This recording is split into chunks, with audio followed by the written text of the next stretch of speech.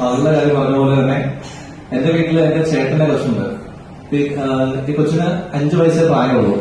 ആലുവയിലെ സ്കൂളിൽ പഠിക്കുകയാണ്.